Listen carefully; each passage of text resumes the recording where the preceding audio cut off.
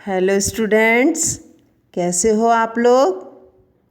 आशा करती हूँ कि आप लोग इस महामारी कोरोना काल में सोशल डिस्टेंसिंग का पालन कर रहे होंगे और अपने अपने घरों में सुरक्षित होंगे तथा अपनी पढ़ाई पर भी ध्यान दे रहे होंगे।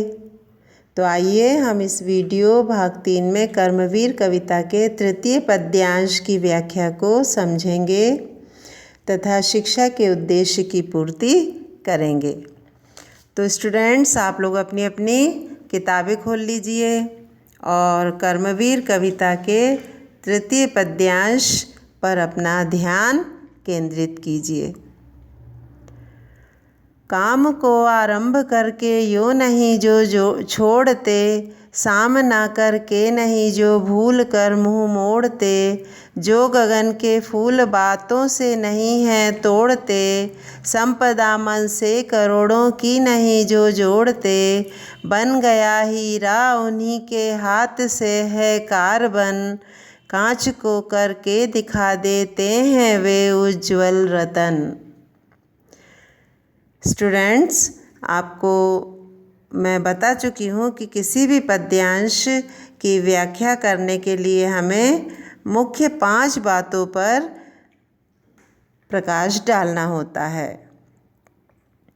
5 बिंदुओं पर प्रकाश डालना होता है।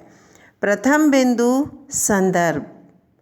संदर्भ में हम बताएंगे कि प्रस्तुत पद्यांश हमारी पाठ्यपुस्तक हिंदी वासंती में संकलित कर्मवीर कविता से लिया गया है, जिसके कवि श्री अयोध्या सिंह उपाध्याय हरिऔध जी हैं।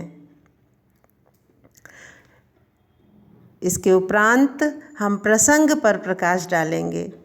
प्रसंग में हम बताएंगे कि प्रस्तुत पद्यांश में कवि ने कर्मवीरों की विशेषताओं पर प्रकाश डाला है। फिर इसके उपरांत अर्थ आता है। कवि कहते हैं कि जो मनुष्य कर्मवीर होता है वह किसी कार्य को आरंभ करके उसे पूर्णता प्रदान करने में ही विश्वास रखते हैं। कभी वह उसे बीच में अधूरा नहीं छोड़ते। जो कर्मवीर होते हैं कठिन से कठिन कार्य को कर डालते हैं, उससे घबराते नहीं हैं, भूल कर उससे मुंह नहीं मोड़ते, अर्थात उससे हार नहीं मानते। संघर्ष करके परिश्रम करके उसका सामना करने में ही विश्वास रखते हैं। जो कर्मवीर होते हैं वे गगन के फूल बातों से नहीं तोड़ते, अर्थात वे बड़ी बड़ी बातें नहीं करते, वे गप नहीं हाँकते, वे बिना बातें किए बिना गप हाँके उस कार्य को कर डालने में विश्वास रखते हैं, उस कार्य को पूर्ण कर दिखाते हैं।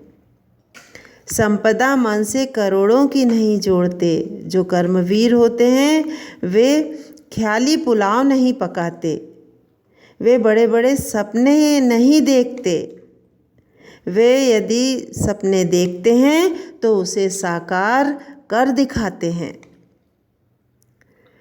कवि कहते हैं कि कर्मवीरों के हाथों से ही कोयला भी हीरा बन जाता है, अर्थात कर्मवीर अपने श्रम से कोयले को भी हीरे में बदल डालते हैं और कांच को तराश कर अपने श्रम के द्वारा कांच को तराश कर वे अनमोल उज्ज्वल रत्न में बदल डालते हैं। भाव यह है, कर्मवीर दृढ़ निश्चयी होते हैं, निडर होते हैं, गंभीर होते हैं, अपने सपनों को साकार कर दिखाते हैं और अर्थात असंभव को संभव बना डालते हैं। ठीक है। फिर विशेष आता है। तो विशेष प्रस्तुत पद्यांश में तत्सम शब्दावली है, अर्थात खड़ी बोली का प्रयोग किया गया है। खड़ी बोली अर्थात शुद्ध हिंदी का प्रयोग हुआ है। पद गेय है, पद में मुहावरों का प्रयोग हुआ है। गगन के फूल तोड़ना, संपदा मन से करोड़ों की जोड़ना, मुंह मोड़ना आदि। कांच को करके क वर्ण की आवृत्ति करके अनुप्रास अलंकार से सजाया गया है। और वीर रस से ओतप्रोत है, उत्साह वर्धक है तथा ओज गुण की प्रधानता है। साथ में पद्यांश शिक्षाप्रद है। ठीक है स्टूडेंट्स, आपको पद्यांश की व्याख्या अच्छे से समझ में आ गई होगी, काफ़ी सरल शब्दों में और काफ़ी धीरे धीरे समझाया गया है। ठीक है, यदि कोई जिज्ञासा हो तो आप फ़ोन करके मुझसे पूछ सकते हैं। मैं आपकी जिज्ञासा शांत करने का प्रयास करूँगी। Thank you.